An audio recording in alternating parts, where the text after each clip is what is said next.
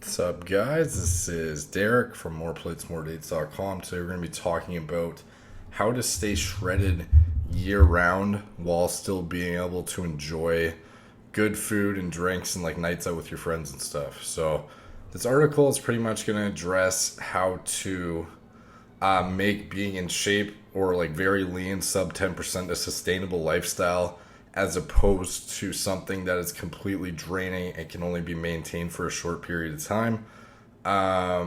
Typically, when most individuals diet down successfully for, like a competition or a photo shoot or like whatever you're preparing for, summer, like whatever, a lot of times when the diet's done, their cravings are so intense they'll have like an entire week binge fest where they eat everything in sight after they're done, and within a few weeks their several months of excruciating work has completely gone down the tubes and they're back to like a bloated, soft, undefined physique. And when you deprive your body for long periods of time, your cravings grow in intensity, and getting very shredded eventually will bring you to a point where it gets a lot harder to mentally and physically deal with the training, the diet, the cardio to the extreme you would need in order to get shredded and stay shredded. So I've been guilty of this in the past too. I've made the mistake of, jumping my calories all the way back up to what my maintenance was when I started my cut at the end of my cut, and just like soaking everything in like a sponge and rebounding like 25 pounds in like a week. And within a few weeks of doing that, your abs are like barely visible anymore and it doesn't even look like you've dieted.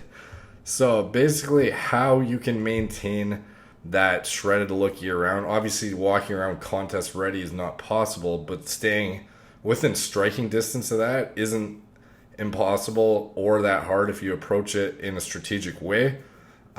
Basically, I've tinkered with a lot of different diet styles over the years, and the number one cause of failure of individuals with respect to being shredded and staying shredded is the inability to stick to a strict caloric intake.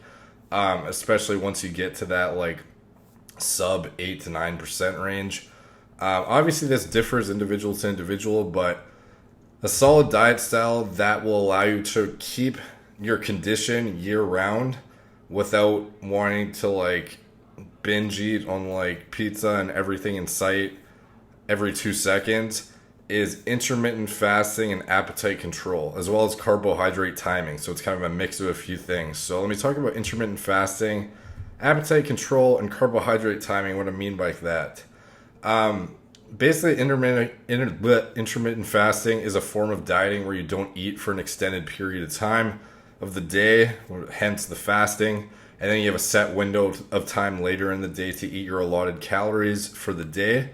Why this is so great for staying shredded, I don't know about you guys, but most people, and me included, when you wake up, you're not that hungry. And I don't know why it is. I could literally go to bed hungry and then wake up not hungry. I don't know what it is in the body that makes you do this, but you need to take advantage of this if you want to stay shredded. So the main premise behind pushing your eating window back as far into the day as possible is to completely offset that feeling you'll inevitably get on a low-calorie diet where you're craving food like crazy. So when you wake up, if the first thing you do is you eat a meal with carbs in it, especially high glycemic ones, that's going to spike your insulin. And when this happens, you just took the first step in making your diet for the day just like 10 times harder, because insulin spikes make you very hungry, and this will cause you to store fat more easily as well for the active time it's spiked in your blood. But more importantly, it's going to make you overeat. So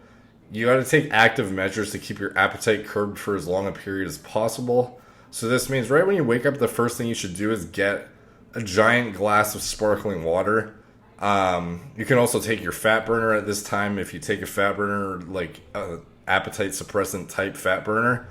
But the sparkling water, basically the idea behind it is to fill up your stomach, and the carbonation from the sparkling water will aid in further filling up your stomach and giving you that satiated feeling.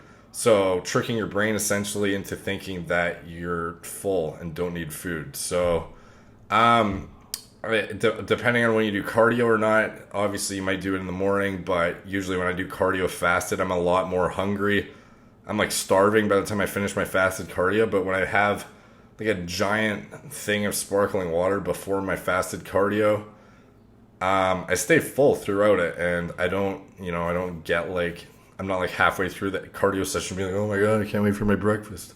So that's the first thing you should be doing. Obviously, it's not dependent on if you do cardio or not. You should just do that first thing when you wake up.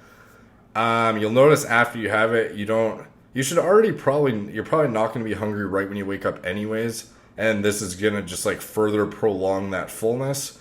And then you can ride that feeling out and continue your day as scheduled. And just like my advice is forget about food and just focus on, like work tasks and stuff like that. Because the more you keep your mind on food and the more sedentary you are, the easier it is to start thinking about like junk food and stuff. And if you start to feel your hunger creeping up and you want to prolong the fast even longer, now it's probably a good time to go have like a coffee or something like that. A great plan of action is have a black coffee with stevia in it.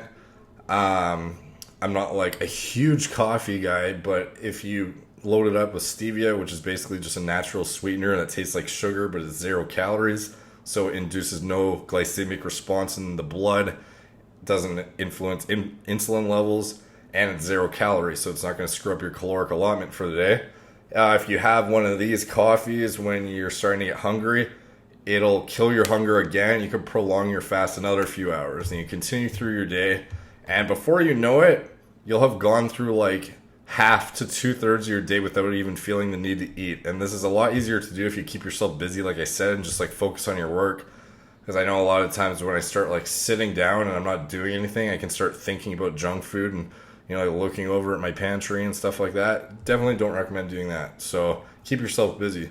Now you've probably plowed most of your way through the day without eating anything. You have the whole point of it is now you've reached a stage in your day where you have a far greater window of flexibility with your allotted calorie total for the day, as you won't have to split your meals into several tiny ones now. You're going to have 2 like giant meals and completely feel stuffed, but while staying well within your calorie goals because you were simply able to control your appetite throughout the first part of your day.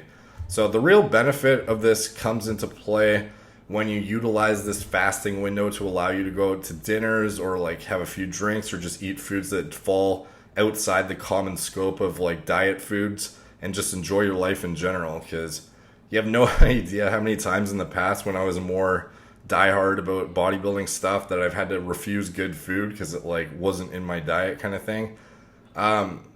Like what kind of lifestyle is one where every time you're out with friends you have to say no to even like a slice of pizza because it's not going to knock you like 400 calories above your total for the day?